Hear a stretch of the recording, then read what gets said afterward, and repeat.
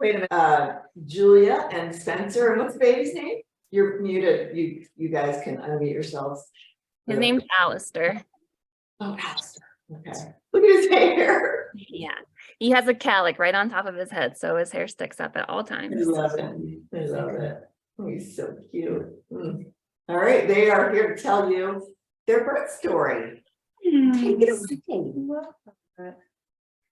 I guess I'll start. Spencer, you can just jump in if you have anything that I'm forgetting. But well, first of all, I had Braxton Hicks starting at like 16 weeks. And so the day before my due date, I was having a lot of Braxton Hicks, but that wasn't abnormal. But I was noticing that they usually would only last like maybe an hour or two. But they were lasting like all day. So that was abnormal. So I was just kind of keeping an eye on that. And then around like 8:30, I think, that night, they were just happening more and more regularly. I was just kind of noticing. So I started timing them, and they were getting more stronger. So it wasn't just, I now know the difference between a Braxton Hicks and a real contraction, because I was always like, am I having contractions? And now I'm like, no, definitely not. So what was it? How did they feel different? Just much stronger. Sorry, my family is Stronger, but did they feel like menstrual cramps or anything like that? so yeah, I was pretty crampy that day too. So that was also something that was different. But yeah, they were feeling more like a cramp rather than just like, I don't even know if you all have had Braxton Hicks. I guess they just feel kind of like pressure, or not pressure. I can't even remember. A tightening. It's a tightening. Yeah, tightening. So it was feeling like tightening, but also like more crampy. So yeah, it felt different than normal. So I was like, okay, my antenna is up. And so I started timing them, and they were, gosh, I don't even know. They were maybe like 12 minutes apart, but they were happening more regularly. So I was like, okay, I think it's happening, but like, who knows how long it could be, because they were still quite like very far apart. And then I tried to go to bed. Spencer went to bed at like 9:30, I think, and he went right to sleep, of course. And then I was like, okay, I'm gonna try to sleep. But they were getting like much more strong. And then some of them were a little more painful even. And I hadn't had any painful ones before. So I think my adrenaline had hit, like, oh my gosh, it's happening. So I was not sleeping. But then around midnight, I woke Spencer up, and I was like, okay, like, I'm like breathing through these. Like, I need you to be here supporting me now.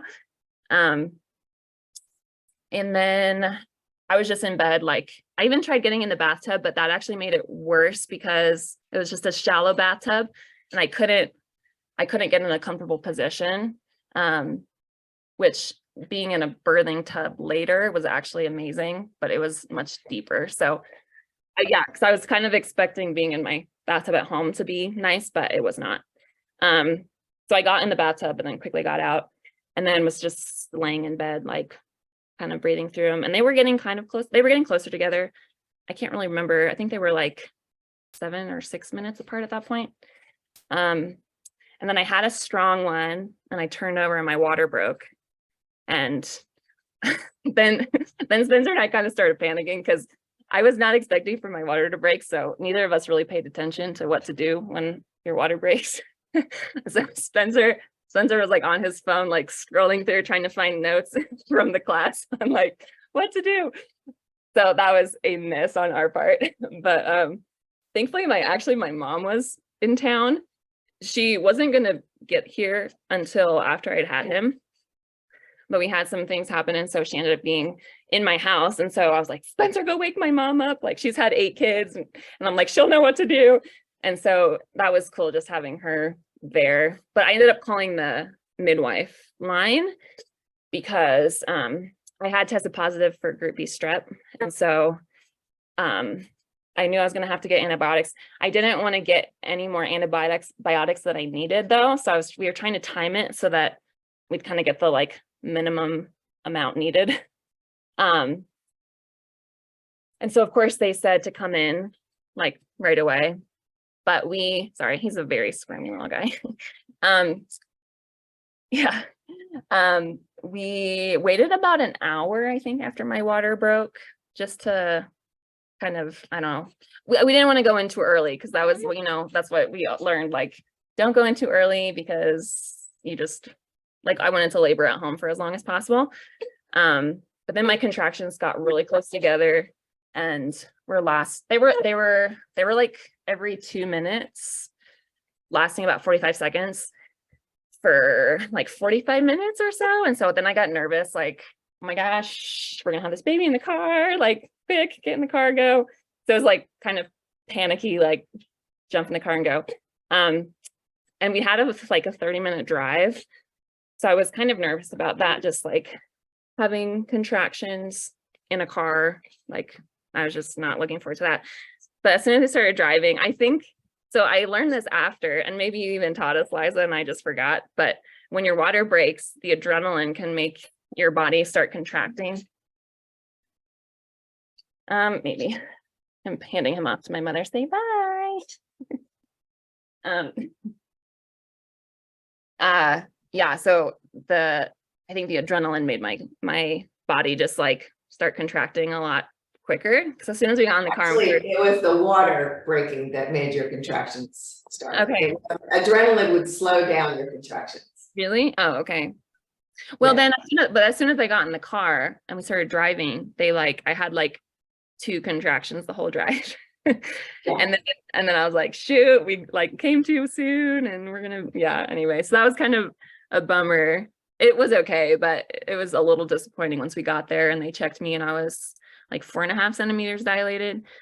So not as far as long as I had hoped to be once I got to the hospital, but also like I knew I needed to get on antibiotics. So it was just like a little stressful not really knowing what to do, but so yeah, we got to the hospital. Have I left anything out at this point, Spencer? Okay. We got to the hospital and they checked me. They got me checked into our room and everything. And then Spencer, you're gonna have to help me out on the timeline of this, but I think we were, hi Morgan.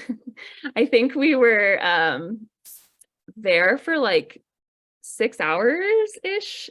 And the contractions they were definitely regular, but they never really got closer together than maybe 4 minutes apart.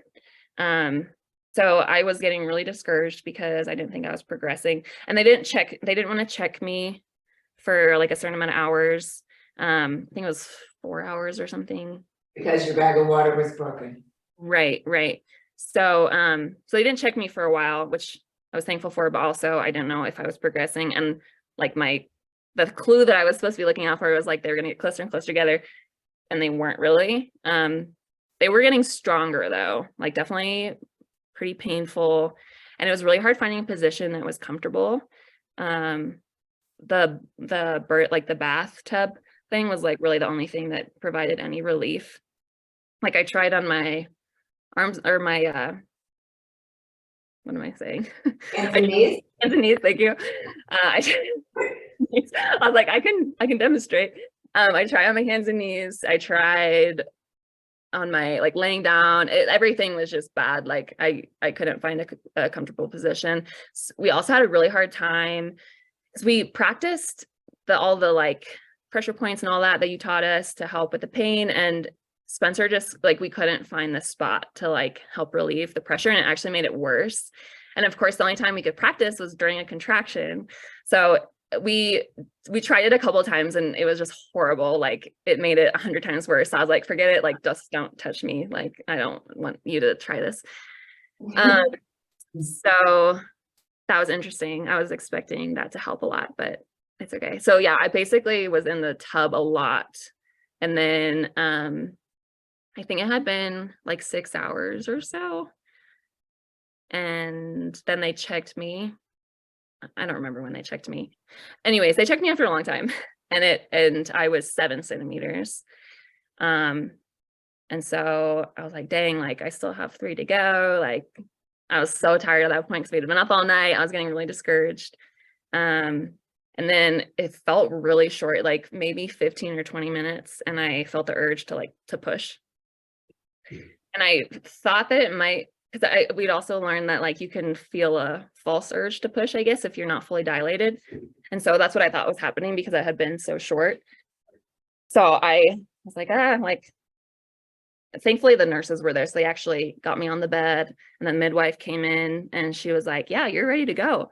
I was like, wow, that was like awesome. I don't even there wasn't really like a transition time that I could, really pinpoint. So that was, again, interesting. All these things I was expecting that weren't happening, but, and then, so then I started pushing, and again, it was really quick. I feel like it was maybe 15 or 20 minutes of pushing, and they're like, oh, you can see the head. Like, he's like right there. And then his head, I guess it's the squishy part of his head, like was out. And so like we could like see it. And then it was like, what's that? It's the squishy part of his head. Yeah. Funny. Yeah. Well, it looked like a lot of his All head. the fontanelles get pushed Right. together, right? So they get the cone head. Yeah. Right. Yeah. So that part was out. And so in my mind, I'm like, oh my gosh, like I'm so close, like we're right here. And then he stayed like that for the next 2 hours ish. And like they kept telling me like, just one more push, like you're doing everything exactly how you're supposed to, like just keep going. And he just wouldn't come out. And the midwife was getting pretty like anxious, I guess. And she kept checking for the fluid to make sure it was clear, and all that. And thank God his heartbeat was never dropping. So like there was no like red flags or anything. But he was just in there for a long time. And so she was like, we really need to get him out. She was doing like really horrible things to try to get him out. She was like pulling on his hair. Like it was pretty gnarly. He was pulling on his hair. I'm pretty sure she wasn't pulling on his hair. Spencer, was she pulling on his hair? It probably looked like that to you, but It sure did. Yeah. Anyways, it was like really horrible. but anyway, I'll try not to scare you. I forgot you guys are all about to do this. So, yeah, but it was nice to start pushing because it was finally like, the whole time during labeling, you're trying to relax and like be calm. And when you start pushing, you're able to like put all the energy towards something. So in that way, it was nice. And your body really does take over. Like it was amazing. You hear that, but it really was true. Like I feel like I definitely had to cooperate with it, but like you just kind of follow what your body starts doing naturally. So that was pretty interesting. Anyway, yeah. So 2 hours of pushing. And basically my perineum was just really inflexible. And so that was the problem. But he just, came out and is she doing a episiotomy? No, she didn't. Okay. When you said, I thought you were just trying to be coy. No, she didn't. And I asked her afterwards why she didn't, but she said that episiotomies don't heal as well as natural tears. So yeah, and I was like, well, I don't know if doing an episiotomy would have helped him come out sooner, but yeah, I did tear pretty bad. But yeah, he finally came out. They put him on me, and he wasn't really breathing because he had inhaled meconium. So it was like I was exhausted, so I like was kind of incoherent at that point. But they were like trying to like get all the stuff out of his nose, and it wasn't working. So they had like a whole NICU team kind of rush in and work on him. And so I didn't get to like hold him or nurse him or do all the things that like you hope to do, but he's only in the NICU for like 24 hours, and we got to hold him after he was born at noon, and we got to hold him at 3 a.m. ish, I think. So however many hours that is, and he's totally fine now, of course. But yeah, that was pretty much the story. Spencer, What kind of things were you doing during all of that? Well, I think Julia hit the story pretty well. I took a couple notes of like lessons learned. Um, the things that did work and that were helpful was first the like pressure point thing. We tried it a lot, and occasionally it would work, and the nurse was better at it. So I would encourage learning how to do that, so that you do know how to do it. If it works for your spouse. You mean pushing on her back or pushing on her hips? Doing that, like the hip squeeze and the push down type thing. So both. Yeah. And another thing that was helpful was having like something cold to put on her forehead, put on her neck, put on her chest. That was something that you liked a lot, and seemed to like relax a little bit. And then music. That was something that Liza had talked about. Excuse me. And we had like just our little stereo that we brought. And having that with the music that we wanted to be playing, right? We weren't like asking the nurses or something to play music. It was like what we wanted to be playing. And so we played like Christian music, and I think that was pretty big. And then the bathtub, I would say overall was like, Julia was pretty uncomfortable compared to how she was in the bathtub. So I'd say if you're considering a place that like has that, then I would say do it, because it seemed pretty helpful, and it also seemed to like progress. Once you like got in the bathtub and you relaxed, then it was like, it seemed like things went a lot faster and progressed quicker. You were at UCSD, is that right? Yeah. At the birthing center at UCSD. Right. Let's see. And then what was the hardest part for you, do you think, Spencer? I would say something I had wished I had done was, I don't think I paid very good attention during the like first couple classes or first few classes, in terms of like what are the signs of like, yes, it's time to go to the hospital, or no. And I didn't pay very good attention, and so when it happened, I was like Julia referred to, I wasn't really sure. I didn't want to be dangerous, right? And I didn't want to like be overconfident in keeping her at home for too long. And so I think we definitely deferred to like the safe side, which is probably the right thing to do. However, if I had been paying better attention, we probably maybe would have stayed home longer, and it wouldn't have been as stressful. Regardless of if we would have gone, it wouldn't have been as stressful, because I would have known better. So those are the big things. It was a powerful experience, and I think for the guys, it's probably everybody's first kid. I think it is a time where you like, my respect for Julia, just to see her do something that's like that intense, I think is cool to watch her like do something that is that hard. Maybe cool isn't the right word, because it was miserable for her, but like, she really was very strong, and there's, like she said, kind of your body takes over. Like, she went into this kind of other zone, and I think did really well. So those are my thoughts. The last one I had was, like you always say it, about having like a go bag or something like that. I did not have a go bag prepared. However, I had a list, so at least have a list, so that you can like quickly put stuff in the car and you're not adding to the stress. But those are my lessons learned.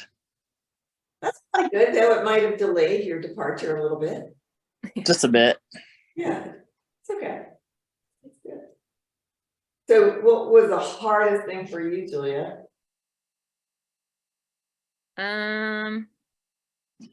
Well, I mean, I feel like it was hard not feeling like I was progressing, because my contractions never got that close together like the whole time. So that was really surprising. And like, I mentally was not prepared for that. And so yeah, like it had been hours and hours and hours, and I'm like, I'm not progressing. And they, as soon as you get there, they say, we need you to be progressing this amount of time and this amount of hours. And then if not, we're gonna have to intervene. So like that's going through my head, like they're not getting closer together and they haven't checked me. So like, what if I'm still 4.5? And like, you start kind of freaking out. So I did not do a good job of keeping my brain like focused and just, taking one contraction at a time. So that was hard. But I would say that the pushing for that long was harder than anything I've ever done. Like didn't even compare. And again, it was mental because the like mental part was way more intense than I was expecting. Because you start to think like this baby's never coming out. Like they keep telling me I'm doing everything right and like it's still not enough. And so, and like, it was physically and mentally just like ridiculously hard. But at the end of the day, he came out and you already kind of forget how hard it was until you like really start to think about it and you're like, wow. So it's hard in the moment, but then after you forget. So that's good, at least. You did it. Yeah.